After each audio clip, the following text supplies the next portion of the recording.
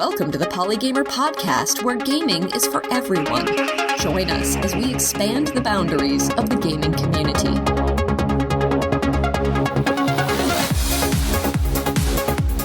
Hello and welcome to Polygamer Podcast, episode number 116 for August 2021. I'm your host, Ken Gagney. A few weeks ago, I had the pleasure of interviewing the development team at 6502 Workshop, a software development company that recently released Nox Archaist, an original Apple II game.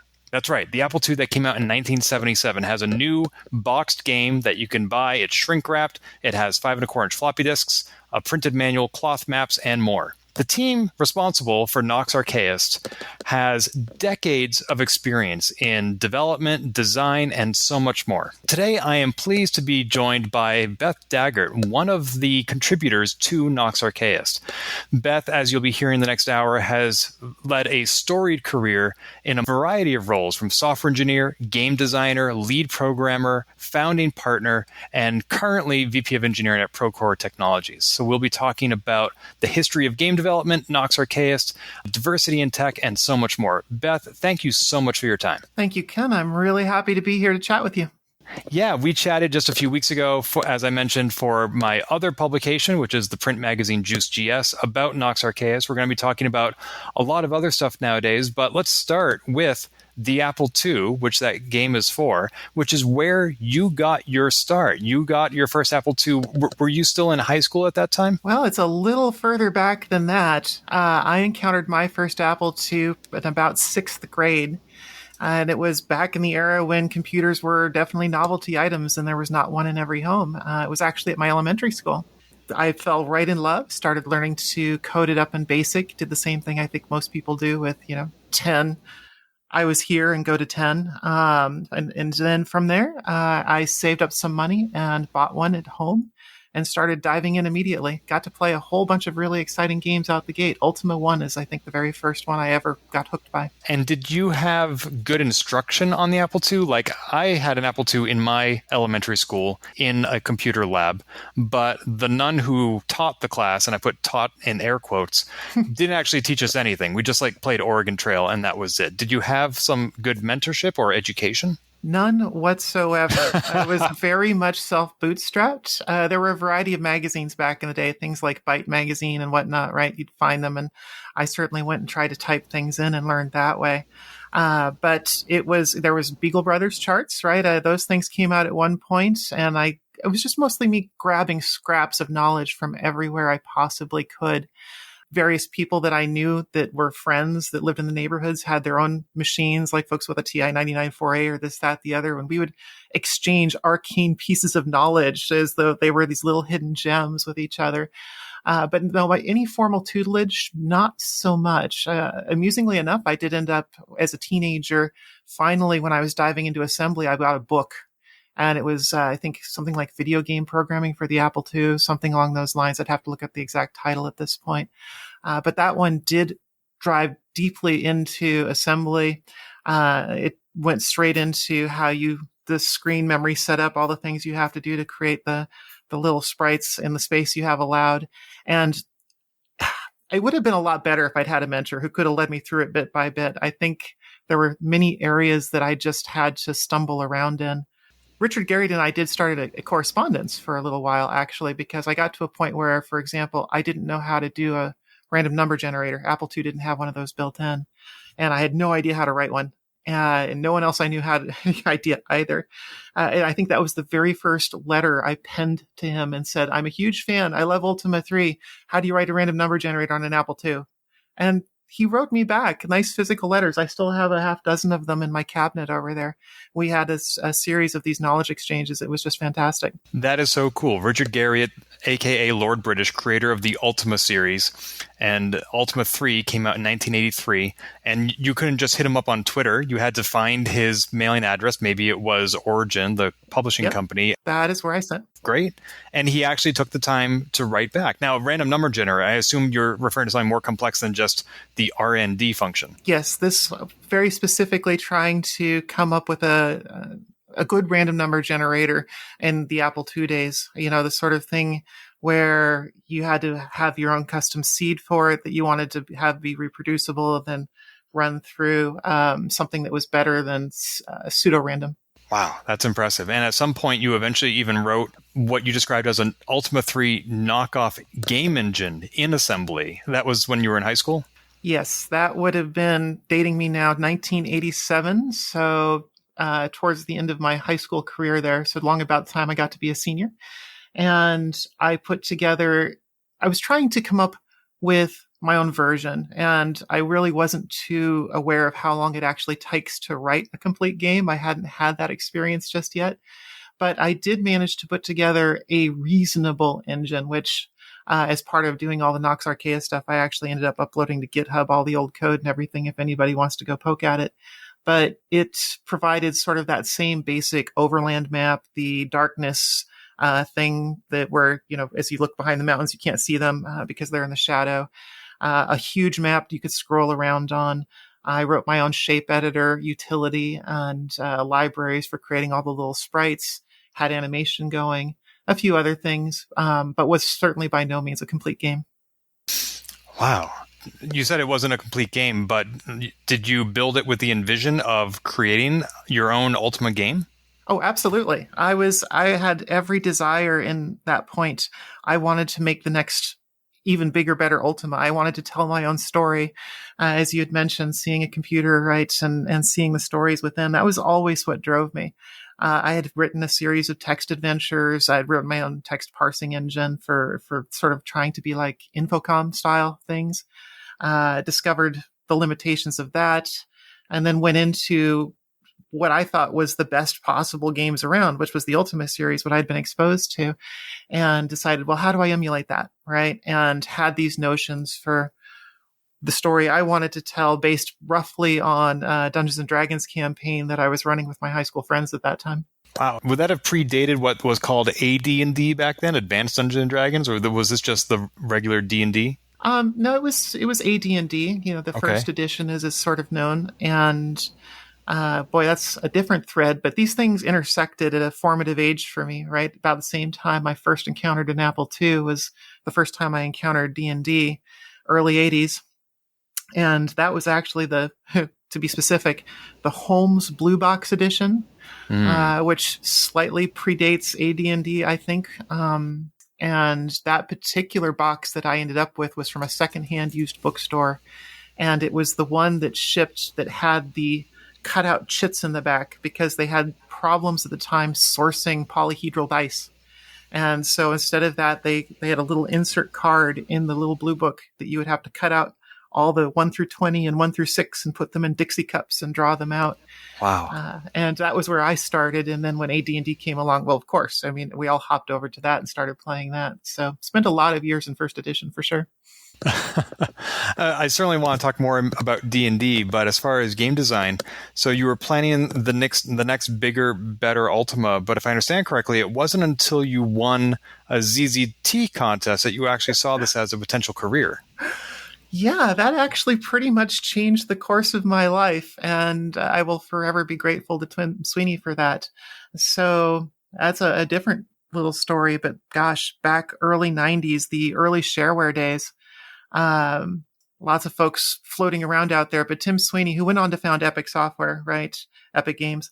That was before Epic. That was when his little shop that he was running out of his parents' basement was called Potomac Megasystems, I believe.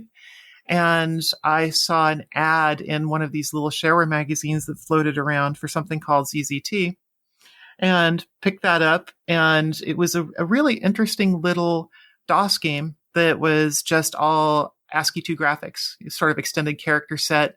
You had a little smiley face you could move around.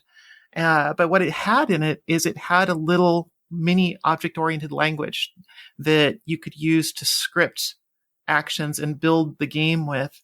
And it was also this just fantastic vehicle for telling stories, right? To me, this was, wow, someone put together a platform, much like a construction set, that I could just go and I didn't have to spend a ton of time writing all of that engine code that I'd been busy doing on the Apple II over there.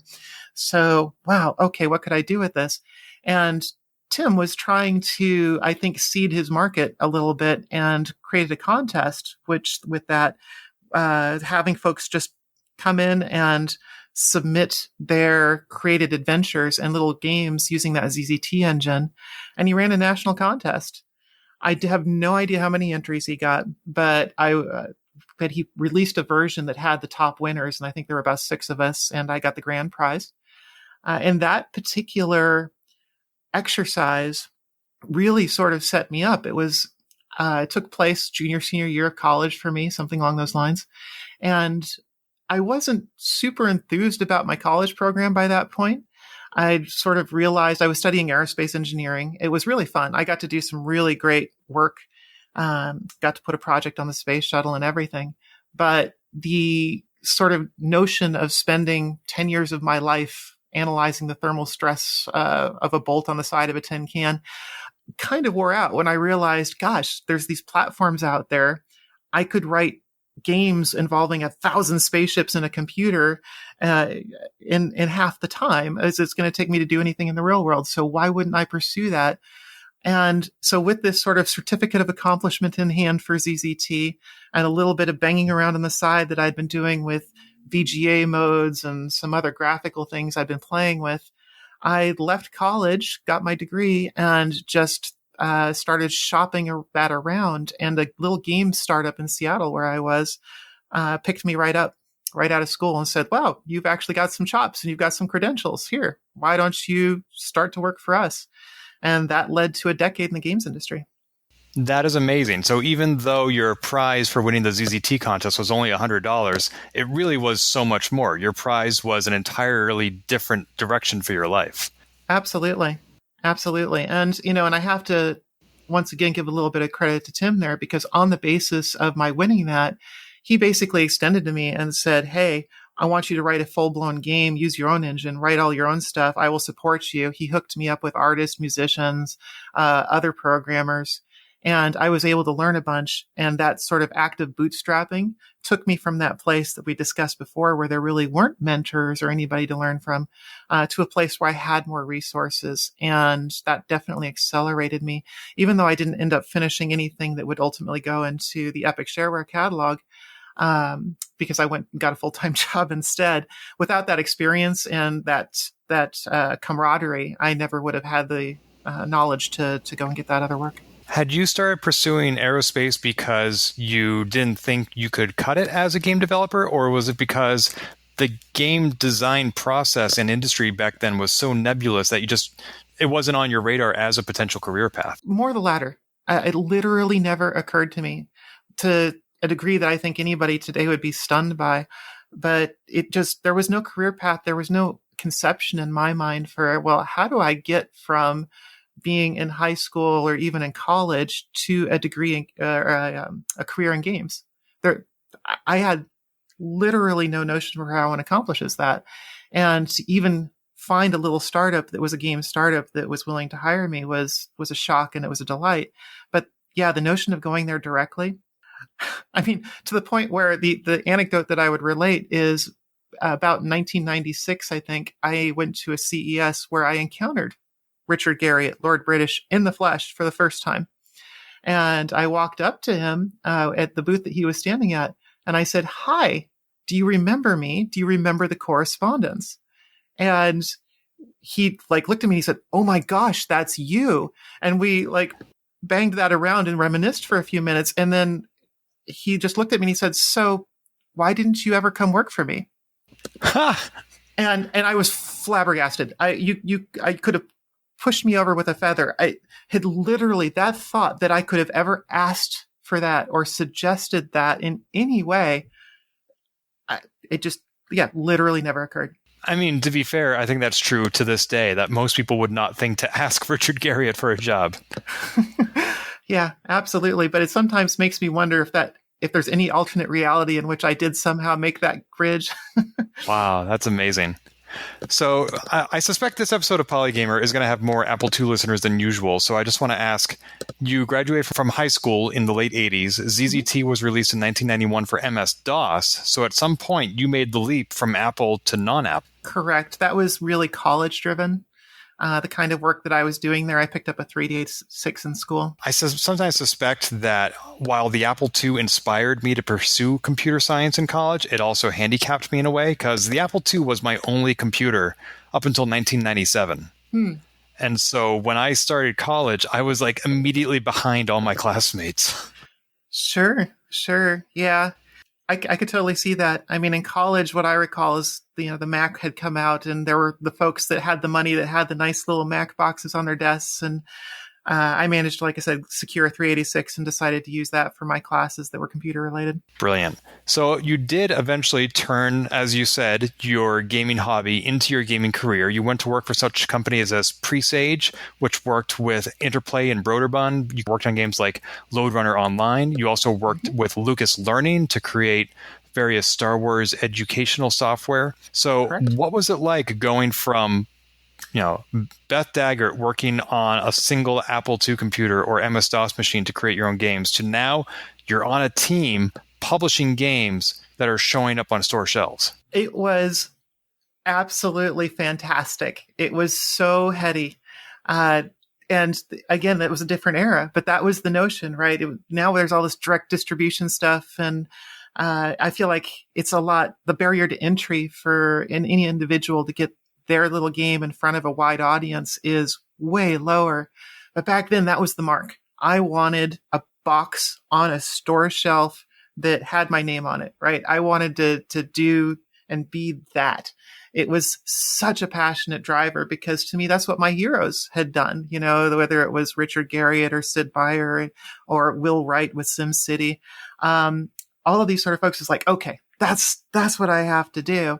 And I realized, in all humility, that I couldn't do it myself. And I needed to be part of the teams that were doing that. And yes, Presage Software, as they pronounced themselves, was the first place that really enabled that. It was the second company I went to work for.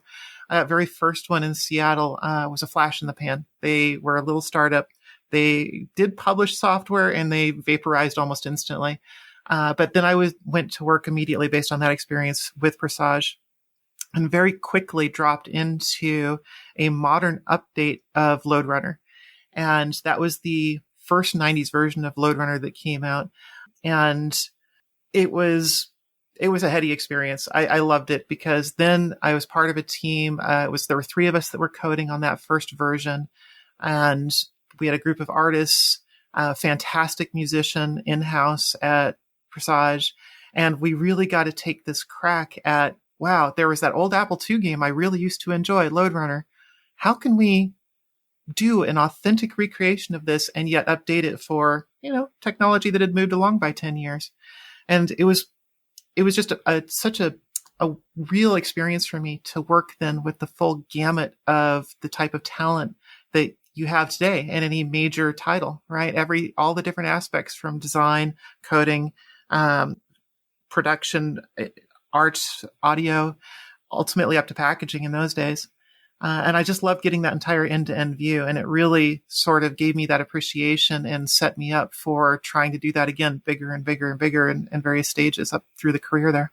Yeah, it's so amazing that you've worked on these games that not only predate you, Lode Runner having, as you said, come out for the Apple II made by Douglas E. Smith, but also these brands that continue to this day. Like Lode Runner was an amazing Xbox 360 game, and there is Lode Runner Legacy, which came out for the Nintendo Switch just a few years ago, Switch and Steam, of course.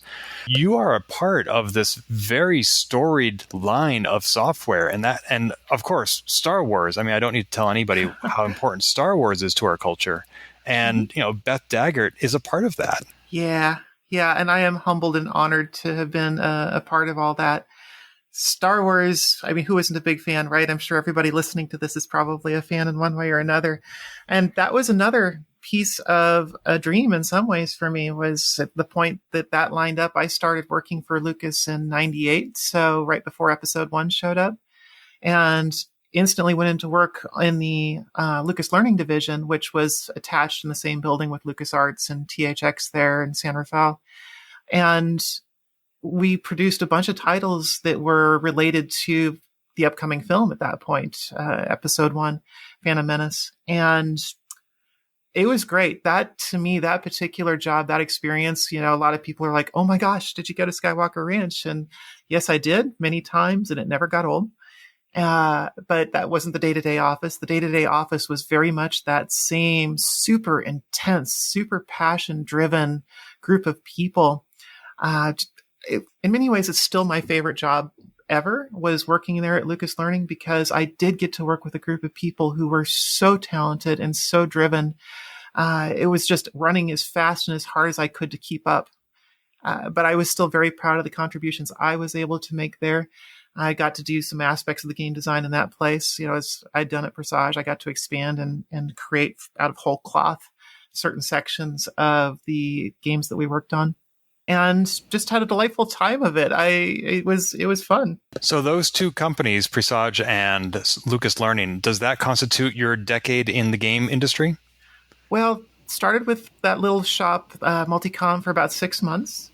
And then between Presage and Lucas, I actually had my own startup. It was I and 2 other founders, and that was Buzz Software.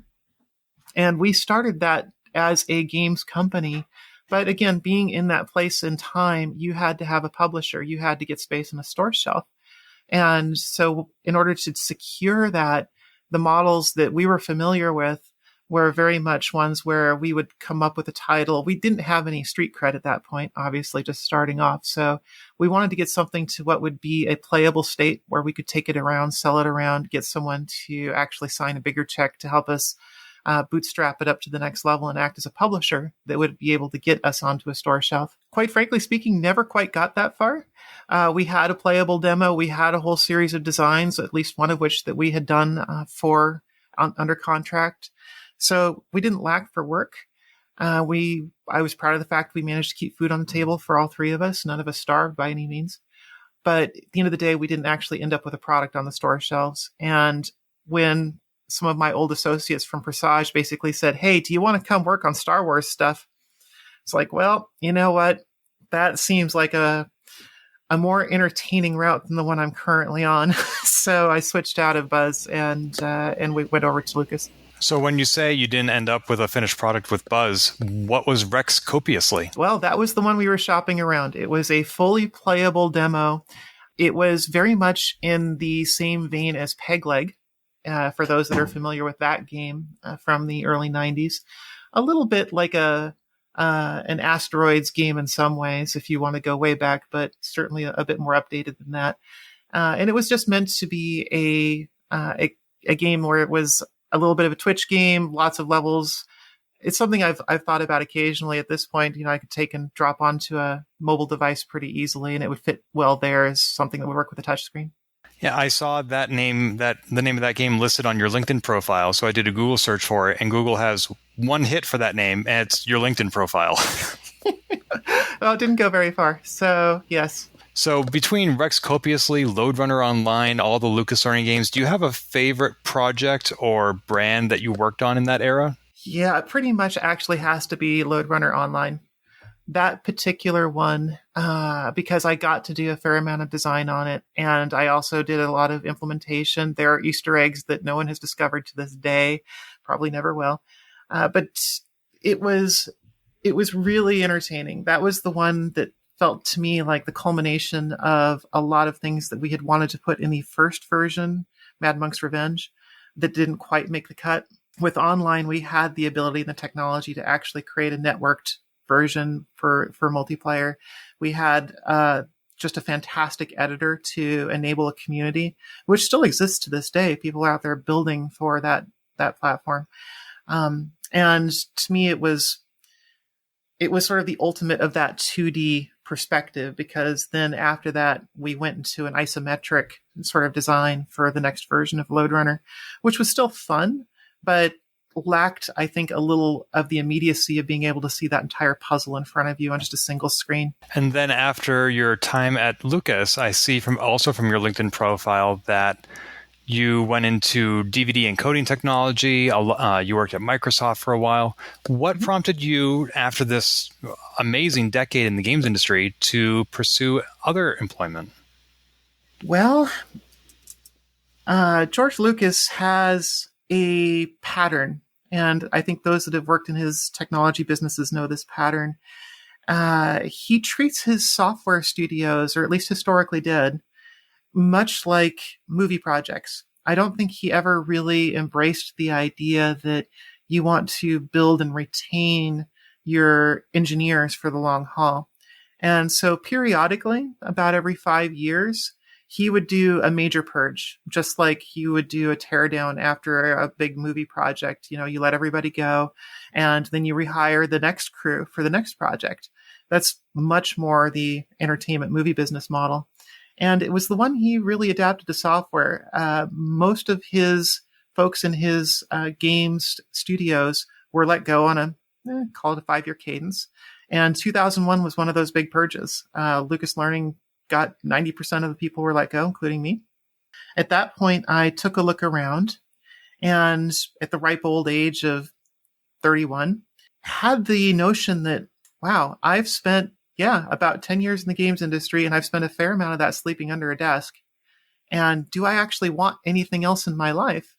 And I had this sort of hard moment of doing the math, for better or worse, and realized that in my time at Lucas, for the amount that I got paid and the number of hours that I put in, that I actually would have made more money as a barista at Starbucks given overtime. Oh, gosh. And that was not exactly where I wanted my life to be. I wanted to start a family. I wanted to have a house someday. And some of these other things just sort of clicked a bit. So it wasn't necessarily a lack of desire or passion. It was just hey, maybe, just maybe, I should take a look elsewhere. And I got that job just down the road at Sonic Solutions. They picked me up because of my low-level real-time experience. And it was really awkward. I instantly doubled my salary and halved my hours. Wow. Yeah. So when you talked about sleeping under your desk, you're referring to crunch. Yes, but crunch lasts months in the games industry, or at least it did at the time. Yeah. So it was a rough period, especially at Lucas. I almost got divorced twice in that period. Ultimately, I did end up getting divorced anyway. I don't think it was the only issue. But I was never home. I spent all my time, like most of my peers. It was an incredibly passion-driven place. It ran on that. It ran on that energy, and it made it heady. It made it fun, but it was not a place for work-life balance. And I think in my life, I've arrived where that's more important to me than it was in my 20s. So one of the things I had wanted to ask you about, I know you've been out of the games industry for decades, but gaming culture is still very much in the news, from documentaries about indie game studios to corporate headlines, especially nowadays with Activision and Blizzard. I was going to ask you, what are the changes that you've perceived from an outside perspective? But it sounds like the things you're describing about games, about demanding so many hours, about capitalizing and exploiting passion, about not paying enough, about people burning out, sounds like those things have all been around ever since you were there. Yeah, I lived it. I don't feel like that's changed at all, as near as I can tell. And I still do have friends in the industry, and some of them have managed to find places of balance that work for them.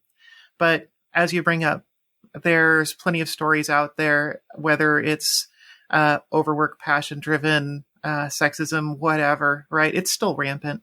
And so I caution anybody, right? I don't want to knock it. I loved the games industry and I love writing games. Nox was a wonderful outlet for that.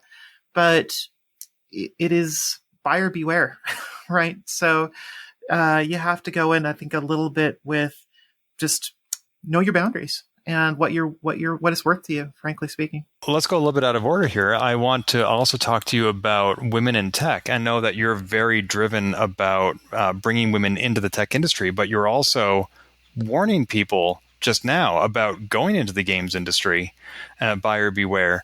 So how do we bring people into an industry that we know to be, in many ways, toxic?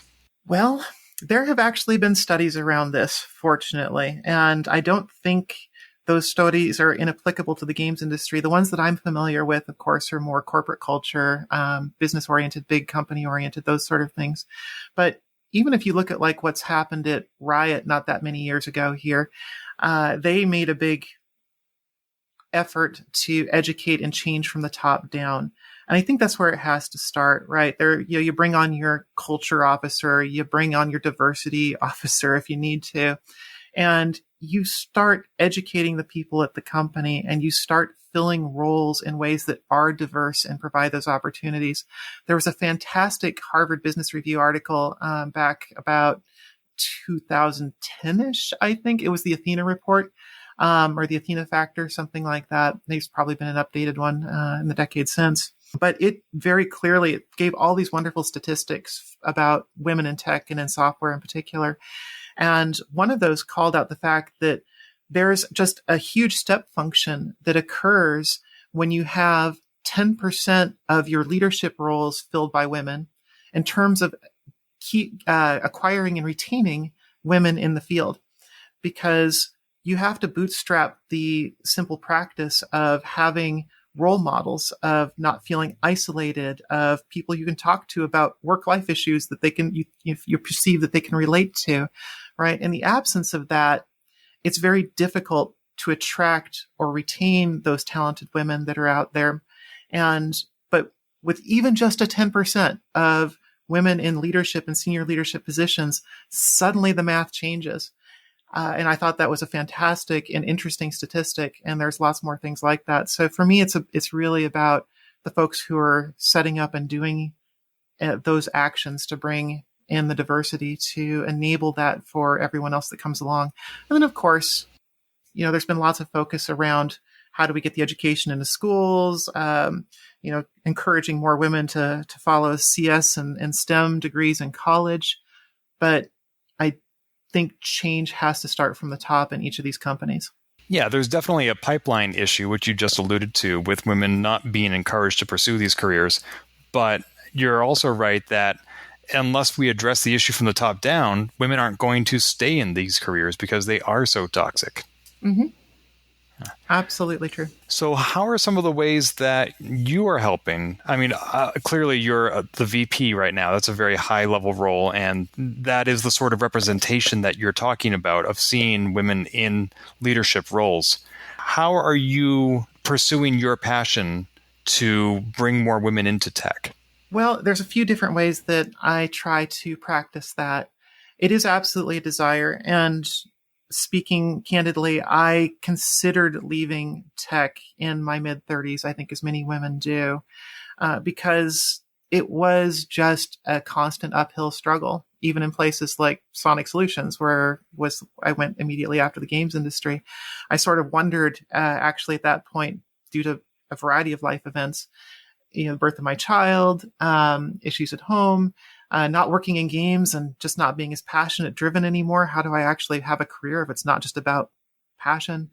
And then being in an environment that was so male dominated, and all of these things were just kind of eating at me. I had a bit of a realization in all of that it was hey, look, if I don't do this, given my experience, given the fact that I have been doing this and I have some chops at it, how can I expect or encourage anyone else to? How can I bring anybody along if I'm not walking the talk? Because I do think it's tremendously fun. Coding is fun. Writing software that uplifts people, even if it's just putting a smile on their face, but if it can make their life better, to me, that is the essence of the passion behind all of it, whether it's telling a story or, changing a workflow to make, give somebody more free time to enjoy their life. These are both impactful things that can move the needle in people's experience. So why should I walk away from that? Why should any other woman feel like they can't get into that? So how do I do it?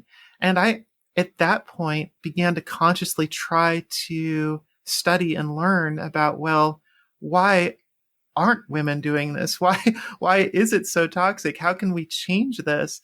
And that's part of why I went to Microsoft, because they had a little more diversity. They at least had acknowledged by that point this problem space. And one of the very first things I did at Microsoft was I went to a Grace Hopper conference, GHC, which was a huge it still is, it's a huge annual technical gathering of women in technology.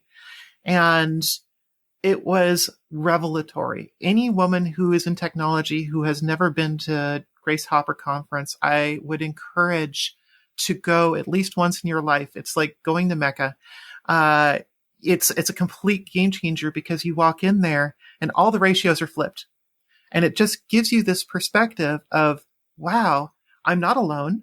There's thousands of other women in technology. And not only that, let's just pause for a moment and experience a world where it's 90% women and 10% men. And just to kind of get that strange perspective. I went there the second year I went there. I went with one of the my colleagues from Microsoft, who was a man who was with me as part of a recruiting trip, and he got struck like a deer in the headlights walking in the door of the place. And I was just like, I realized I was walking and talking, and I had to go back to him. And I went back and I said, "Are you okay?" And he stammered for a minute and then looked at me and he said, "Oh my God, I finally understand what it's like for you." Oh, wow. Yeah. Oh, wow. And that perspective was really interesting to me as well. But that experience fired me up, and it made me realize, okay, I actually want to demonstrate not just technical capability, but a leadership where I have the ability to move the needle and help change the equation and gain a platform for advocating and talking about these issues and just encouraging and mentoring.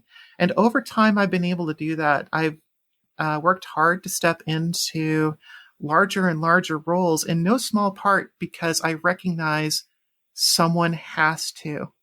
I happen to be of an age and in a place and in a time with the experience I have where I can be that role model for other women, where I can wade into organizations and say, no, this isn't right.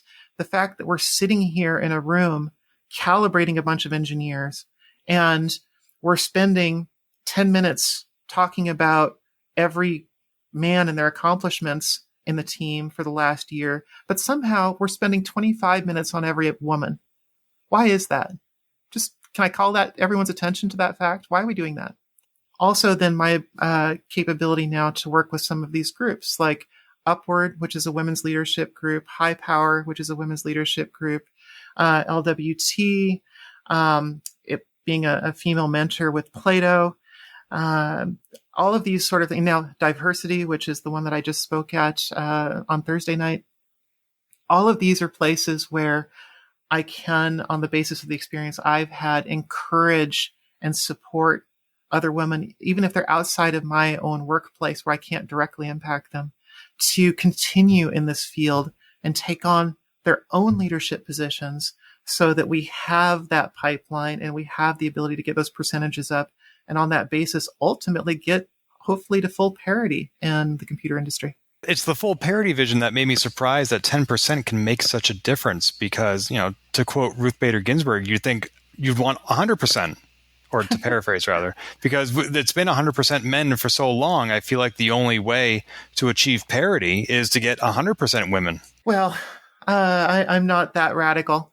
The thing, let's be fair here. I actually, in my advancing years, I've become a little more enlightened around this. I think personally, I recognize that it is better to have a diversity of opinions in any room, right? If we've got a room that's 50% men and 50% women, that's great because we've got a fully equal and diverse set of male and female perspectives to bring to whatever the problem is we're trying to solve. And this can be things like customer views and how, when we create an application interface, what might work for one audience versus the other.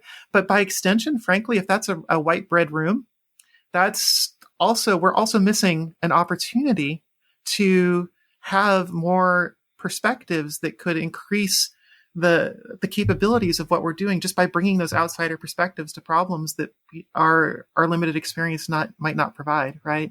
So I wouldn't want to exclude any group. I think we actually build a better product and we have a higher impact on the whole of our society and what we try to build if it comes from a well-rounded place. No, that's absolutely true. And there have been reports in such publications as Scientific American.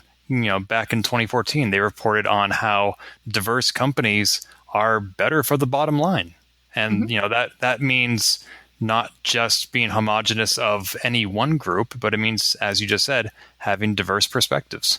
Absolutely. You briefly mentioned diversity, that panel that you just spoke on this past Thursday. And tell us a little bit about that recent experience. Yeah, so that was a lot of fun.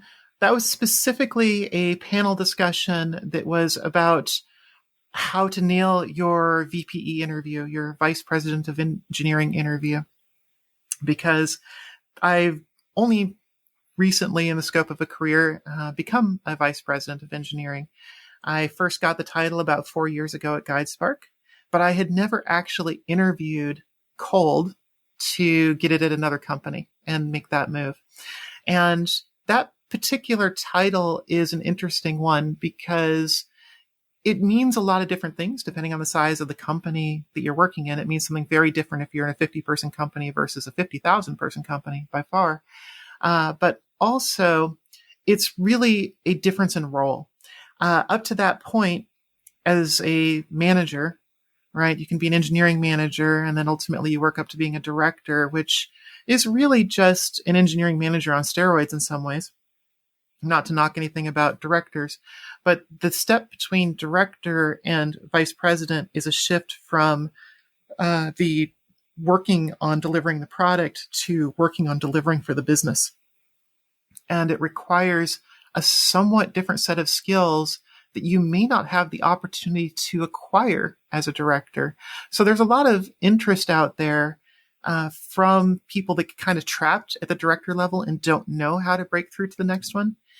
And it took me a long time to figure out. And also the other women that were there on that panel with me have also made that transition.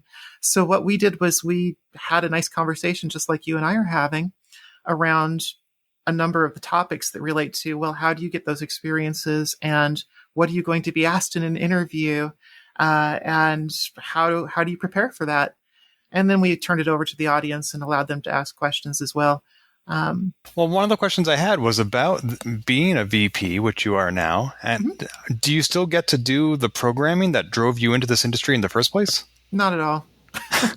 Is that frustrating for you? It was a conscious choice. There's just not enough hours in the day. Is really what it comes down to. And if you want that, there are ways to do it, right? That is one of the differentiators. If you're in a 50-person company and you're the VPE, odds are really good. In fact, I would argue that you need to be involved in the code. But by the time you've got an organization of 100 people or 500 people or 1,000 people, your world is really much more about coaching others, right? My job in so many ways, I look at it as 1/3 technical, mind you. I still need all of that technical basis because I lead a lot of engineers and I need to talk to them as an engineer and I need to relate to them as an engineer. There's no question about that. But then another third of the job is really, well, in some ways it's performative. It's coaching. It is giving vision for people and inspiring them and saying, hey, it's going to be great when we get there. And this is why what you're doing matters to get us there. And helping people understand that why and map it down into that day-to-day coding work that they're doing. And as such, I still need to have an understanding of the coding that they're doing at a high level so I can tell that story. And then the final third is truly deeply psychological. It is really coaching, whether that's team coaching, instructing leaders on how to be their own coaches, instructing individuals, and just helping everyone be better. My job as a servant leader is really unblocking my teams to enable them to run and do all that coding, because somewhat selfishly, the way I think about this is I can write a lot more code through 100 other people's hands than I will ever be able to write through my own. And being a good VP means not only knowing the code, understanding that technical background, but as you alluded to earlier, perhaps also being a dungeon master. Oh gosh, Ken, you're picking on a little passion project of mine at this point. Yes. So I love trying to introspect and tie all the threads of my life together, right? It would be easy for me to sit here and say, I have wandered far from games. I have wandered far away and have forgotten all my passions, but nothing could be further from the truth. I just realized I didn't want to work in a toxic industry anymore, right? It wasn't where my life was at, but it by no means in any way slowed me down on the games front. I am unrepentantly geeky. And in fact, when I just started in this new role at Procore about a month ago, all of my get to know yous, I'm splashing little painted miniature figures up there that I have done for the tabletop and talking about all of the various board games I have downstairs, anything from, Lords of Waterdeep to Settlers of Catan to whatever. I am unrepentantly a gamer or a computer gamer. I will talk to anybody about roguelikes or Fallout 4 or anything all day long. Those are all still passions. I still need to make time for them. But that Dungeon Master thing in particular, for me, if you don't mind me going there, I will tell you my pet project, which is I have this talk in the back of my head that I'm still working on, which is essentially boils down to why being a good engineering leader is just like being a good dungeon master. Because I think there are tremendous parallels in that. If you don't mind me waxing on it, I'm happy to. I can't wait. Okay, great. So the notion is very similar, right? I sort of sketched that out before where I said, like, okay, it's a third technical and a third performative and a third psychological. Well, you can kind of take that and directly pull that into the dungeon mastering space, because as a DM, as someone who's running a table of players, and it doesn't matter whether you're using D&D or Fate Core or any of these other systems, to me, what you're engaging in is a collective act of storytelling. That's the part that enthuses me. Whether you have, like in D&D, really, came out of a wargaming background, it's got that heavy board element, but that's the technical piece, right? If I'm going to take that third, sure. So as a DM, I've got this sort of technical rule set, and it's the rule set we all agree to play in. Much like as an engineering leader, the rule set is the code, right? That's the languages we agree to play in. But then after that, we're telling a story together. I have a notion as a dungeon master for the story I want to tell, but I sure as heck don't want to be prescriptive, right? I think it's a lot more fun when the players improv along the way, when they throw out ideas that I can seize on and I throw something out that they can seize on. And at the end, yeah, I have that general notion for where I want the story to unfold to, but I don't exactly know how it's going to get there. And if one of my players comes up with an amazingly cooler idea than anything that I had in my head, I may just seize that and never let them know and then run as though that was the idea the whole time, right? It's like, let's build this thing and make it a collective effort that is bigger than the sum of the parts. And there's so much of that as an engineering leader as well. Innovation in technology and in product and what we deliver happens at the edge. In the games industry, I saw that day in and day out, right? There was 1,000 little quality of life things that came from I or my peers as individual coders or artists or designers that were not there from day one on that project, that were maybe just done in the middle of the night as where, you could see where to connect the wiring, and a team just gets fired up and puts it in, and it adds to the quality of that end experience, right? 100% the same in technology on whatever the product is, 100% the same sitting there at the game table and collectively coming up with that story. And then finally, that psychological third, where if I'm at the D&D table, right, I'm very consciously passing a spotlight between the players, trying to make sure that nobody's hogging it, that everybody has a chance to be the one who's shining in the moment, that's having that movie moment for their character, that is getting that ability to contribute, and that, they're playing nice together in this. And if things start to turn not nice, to step in a constructive way and help them see that and move on to something that is constructive and moves the story and the experience forward. Again, no different with a group of engineers that are there trying to fight each other with ideas, that are trying to build the best thing and create a team that's functional and going to be better than the sum of the parts, right? All the same lessons apply. So I really do look back and I say, everything I ever needed to know as an engineering leader, I learned as a dungeon master first and foremost. Every social skill that matters, I use day in and day out. And now when I walk back, like last night, I was playing a D&D game over Zoom, and it's just the same things, again and again. And it's fantastic. It's all of this just maps together to me into a lifelong symphony. I love the point you make about players improvising, because the best work experiences I've ever had have been where ideas are accepted from anybody at any level. Yeah, there are jobs out there where they tell you what to do and they just expect you to do it. They already have the mission defined and they just need hands to help execute it. That is not where I'm at my happiest. And so likening that to Dungeons & Dragons, which I have less experience with, I love that idea that, yeah, DM has created this world. They have the general outline, but if the players have a different idea about what they want to do, let's explore that and see what comes of it. I love that metaphor that you just drew for us. Oh, thank you. Yeah, it's powerful. And I love both of these sides of it because, like I said, to me, they just reinforce each other. And so one of these days I'll have a TED Talk and I'll go into detail about all of this. Well, I don't know why you haven't pitched it already. Lack of time, I suppose. But yeah, problem with being an adult in the world right now. Yes. Ugh, don't remind me. God. So let me ask you this. As a VP of engineering, as you described, you are leading a team of engineers as if you were a dungeon master, but you're not necessarily hands in the code.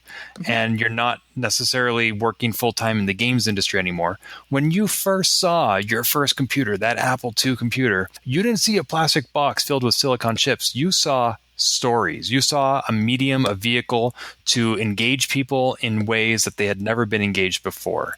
Does that model, that vision of what computing is capable of, still drive you today in your current role in your current industry? Yes, it does. It's a little more nuanced than the simple statement of telling a story, because that absolutely was where it started. No question in my mind. I was a big fan of choose your own adventure books. And some of the very first things I did were essentially trying to code up choose your own adventure stories. And then I went from that into writing my own. And then, they became more and more competent and capable and just far reaching over time. But all of those were about giving an experience to somebody where I wasn't in that same room, sitting across a role-playing table from them. It was an experience they could have with a computer, and something that, much like an author tells a story in a book, it was a story that I could tell someone and through a computer in an interactive way. I think that medium of interactive storytelling is super rich, but it is at its richest when it's between multiple people across a table. I think even more than what can be done on the computer. But that aspect of it, that human interaction aspect of it, that accomplishing something, what does a story accomplish, right? What is the end point of that? And my hope is that a good story leaves the person who experiences it richer for that experience. And I think that's one of the powers of the interactive medium. You can engage with a story in a way where because you are actually taking action in the moment, you're not just passively absorbing it. It has the ability to reach you in a way that no other simple linear movie, book, what have you, can. And I see that type of interaction in software, even things that are as simple as just a piece of productivity software. I mean, I've worked on things that are not sexy from a games perspective, right? I worked in Microsoft Office, for example. These are applications that don't on their surface have that same type of impact. But if you stand back from it and you look, I've always tried to work on software where I am actually doing something that will make a difference in your life, right? I've tried to stay away from things that are like, I'm going to optimize an advertising algorithm to sell you more junk. That to me is soulless and worse than soulless. But where I've gone at Procore, for example, one of the things that's attracted me there is we have the opportunity to create software that can get the entire construction industry back office out of Excel and out of paper that they basically write everything down on, and into a much more streamlined system that frees up literal hours of people's lives. When you take a look at what that people have to do to get business done in that industry before spades ever break ground and buildings get built, half of the work is literally just busybody paperwork that can be vastly simplified. And doing so returns so many potentially productive hours to people's lives that they can then use to be with their families and do other things. It's that type of enrichment that enables the human stories and the happiness and the joy, right? So that's how I've sort of translated it. It's no longer my story to tell so much as I am enabling you with life, if you will, and satisfaction to tell and live your own best stories. I love that. It reminds me of the anecdote about Steve Jobs speeding up or encouraging his developers to speed up the Mac boot time, because even if it's only a second, if you add up how many people boot up how many Macs every day, that's hours. And that's hours that they could be spending with their families and telling their stories in whatever medium they choose. Absolutely. And so that drives that same level of satisfaction back in some ways now. So given that you had your time in the games industry and you found all these other wonderful, expressive ways to make a difference, what was it like when Mark Lemmert of 6502 Workshop reached out to you and said, hey, do you want to just rewind the dial like 35 years and work on an Apple II game again? Were you thinking, oh my God, I've moved forward, I've moved beyond that? Were you thinking, I've already spent my days sleeping under my desk, I don't need to get back into that? And somehow, in the end, neither of those were your decision. You were like, yes, let's do it. Let's build an Ultima-inspired game. Mm-hmm. So, yes, so to set the stage on this one just a little bit, I used to have a website, and on that website, I had all of this sort of historical things that I had ever touched. And on that basis, probably about annually, somebody just random in the universe would reach out to me. And it was 2/3 Lode Runner related, frankly, and about 1/3 Apple II related over time. And I would always try to engage these people. They were usually coming to me asking for some version of, how did you code this? Because they were trying to figure out how to do something similar. And I've always tried to be generous with those folks. And there are some fantastic projects out there that other people have put together over time. Some of them, didn't go anywhere. Some did, whether it was related to either of those two things. And I've liked to be able to provide that just out of the well of my experience. So when Mark showed up, it kind of was the same thing all over again at first, right? It was like, okay, here's another guy. I don't know how far this is going to go. Is it just going to be another flash in the pan? But sure, I'll at least start talking to him. But one of the things that was unique about Mark was that he was very, very passionate about it, even more so than probably anyone I've ever talked to. And that appealed to me. It really kind of reached back a little bit, reminded me of being a teenager sitting there trying to write my own Ultima engine. And it was like, okay, I don't think this guy has any notion of what he's getting into, like from how hard it is to actually write and finish all of the content, all of the testing, all of the crazy bugs that you deal with to actually ship a completed game. He has no idea what he's getting into. I'm not going to bet on this horse, right? There's just like nobody ever really ships at something, not really, but I love the guy's passion. So sure, let's see what I can remember. Let's see what I can actually dive into. And I really didn't sort of spiritually invest at first. I invested in Mark. I certainly answered his questions. I had lots of great conversations with him. And it just one thing led to another over a period of about 5 years of more and more investment on my part. But that first year or two, I kind of conceptually held him a little bit arm's length in terms of, I'm here to be an advisor. I'm here to be a mentor or a resource. That's great. But this is your baby, Mark. Go for it. Let's see what you can do. And when it actually really started to get momentum, I was like, holy cow, this guy's serious. And that's when things fired up. And to your point, it was like, yeah, I wasn't going to throw down and change my job career and my trajectory and dive in deep. That was Mark's to do. And he did a very, very fine job of it. But I did want to contribute as much as I could because it completely engaged that first passion of, oh my gosh, this is my opportunity 30 years later to actually tell a story in an Ultima style game. What I had always wanted to do that really first got me into the games industry that I never managed to actually finish. I did plenty of other ones and different types of engines, but never an Ultima one on the Apple II. It was always an unfinished song.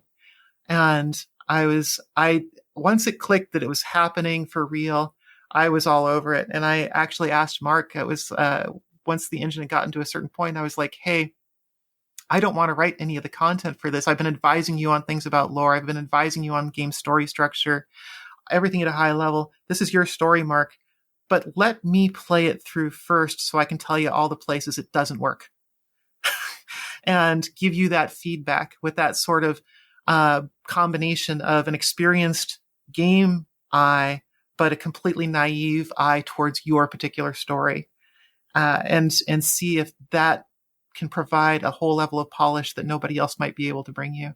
And I look at that as my biggest contribution to what became Nox. Wow. So you did a lot more than just beta testing. You were instrumental in some of the mechanics, the plot, the whole vision for the game. Certainly there's about 5 years worth of exchanges back and forth, whether they were in Excel sheets or emails or a variety of different mechanisms. But it started off, I kind of have 5 phases. I think of the way I engaged with Nox. And that very first one was that first reach out from Mark. And it was much of Mark just trying to learn to code on an Apple II. And we did things like discuss darkness algorithms and pathing algorithms, things like A-star, right? Like, well, how would you do something like that to have non-player characters walking around in sensible paths at different times of the day? How would we create an engine that had day and night cycles and these sort of things? And just giving him feedback and advice about different approaches to take given the limitations of the Apple II. And then the next phase really moved into more of game design, where it's like, all right, let's not limit ourselves. We could do this in 128K. Why wouldn't we? We're almost everybody that's going to play this these days is going to do it in an emulator anyway. But so let's not hold to a 48K or 64K boundary. Let's go ahead and just work on the one set of machines if you want to have the hardware version. But given all of that extra memory, what aspects of modern game sensibility could we do on this? Just high level. Could we have more meaningful menuing systems? Could we have a quest log? Could we do really interesting things from a pure mechanics standpoint of how statistics are managed and how characters level up and what they might have access to? The things that evolved a decade later or 20 years later even and became common in games that are modern that never had the opportunity to arise in the Apple II. How much of that could we essentially backport and fit in ways that would make the experience a higher quality of life for those that played it, especially coming from a set of modern gaming experiences? And that was a whole set of discussions. And then the third phase was really this sort of, let's discuss the lore. Let's discuss storytelling, because there is an entire art around how do you tell story in a sandbox, right? Whether it's a game, a big sandbox game like a Fallout or any of those Bethesda games, which are some of the biggest ones out there.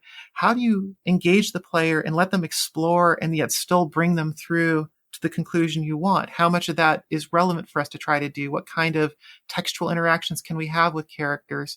How do we make sure the important information is discovered along the way and when it needs to be discovered by a player in order for them to be successful and for it to still feel organic in those moments, right? We did a lot of theory and debating and discussion around that. And then the fourth phase was, at some point, the thread came up, we need a lot more text for the manual. And I said, well, gosh, you know what? I've written a lot of text in my life as a game designer. So how about I wade in and I'll fill out a bunch of spell descriptions and I'll fill out a bunch of other things in the manual. So I got a chance just to have fun with that and inject some Easter eggs into the game itself that if you read the manual carefully, you might be able to go in the game and find. And then finally, that fifth phase essentially was that story testing phase. And that was it was fun. It was a lot of just classical sitting there, hunting it through and being as naive as I could to see, can I get through this? And Mark actually created a special God story tester mode for me that enabled me to skip combat, just so that could spend my time focused not on the grind part, but on, okay, does the leveling make sense as you gain the experience and the drops from these battles? Does the sort of story points that you're hitting, are they visible? Are the puzzles viable puzzles? Are they too hard? Are they too easy? Do you know where to go next? Are you completely lost for what to do next? Okay, why is that? Let's debug the actual act of just playing the game from the player perspective. And that was fun. And that was definitely a whole chunk of time that I got to give some pretty good feedback into. Clearly, this game checked one of your bucket list items, which was to create an Ultima-type game, especially on the Apple II. Would you say that is the conclusion to your story, or has this reawakened what might be a new chapter for you of some game development, Apple II development, whatever? Well, I will never say never to game development, as long as it's on terms like this. I don't think I want to go back into the games industry. I looked at it again. Every time I switch jobs, I look at it. I looked at it before I went to Procore. Almost slipped back into it where I could step into one of those very senior roles and make a difference, right? But for probably the sake of my own sanity, I suspect that efforts on the side like this, Apple II development, I do frankly love knowing where all the bits are in a machine. Mm-hmm. I have some frustrations with the way that coding is done these days and the way development is done these days. To put on my granny hat for a minute and yell at the kids on my lawn. I've been in a lot of conversations in the last 5 to 10 years that essentially boil down to some inexperienced, fresh-faced engineer looking at me and saying, well, what do you mean memory isn't infinite? And it's just, and it's because the tools that we use these days and many of the problems as we solve them, you don't have to think about things like resources. You don't have a memory budget or a CPU budget or a disk budget or a graphical refresh budget or anything like that. You just put whatever you want out there. And while that's great, it's highly democratic. It allows us to build all kinds of software very quickly. Something like the Apple II really forces you to make very, very intentional, hard decisions about what actually matters. And that is a particular skill and a particular puzzle and challenge that I definitely enjoy. It forces that creativity to its maximum. Creativity often flourishes under limitations. And having those boundaries in place just creates fantastic fun and opportunity. So, yeah, if and when I'm at a place in my life where I have the time, I would love to spend it in more of these efforts. That's wonderful.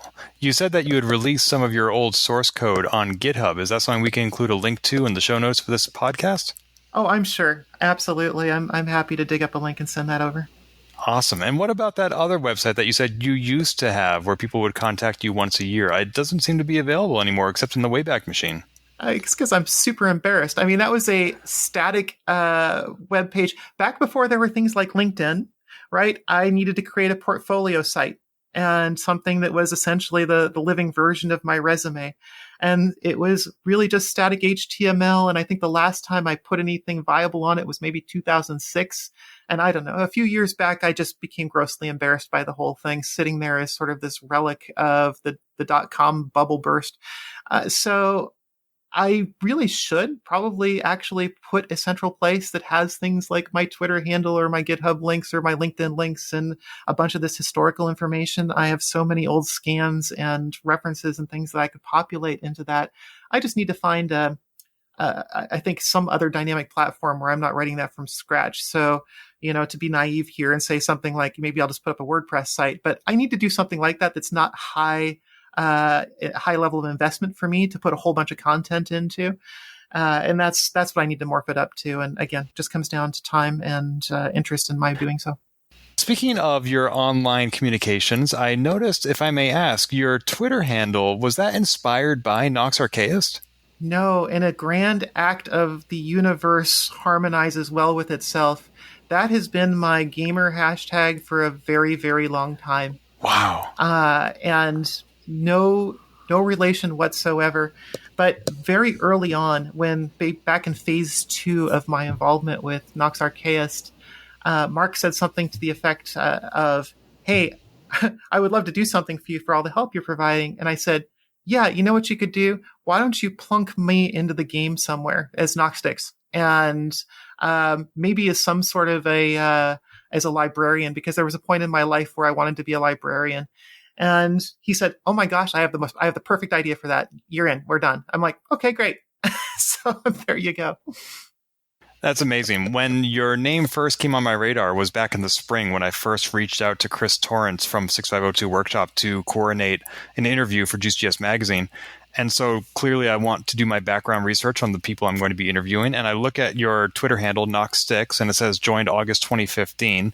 And I look at like the first online recorded reference to Nox Archaist, the game, and it was 2016. And I was like, that is either some sort of time travel or she changed her Twitter handle later. But wow, it's just a coincidence. That is really impressive.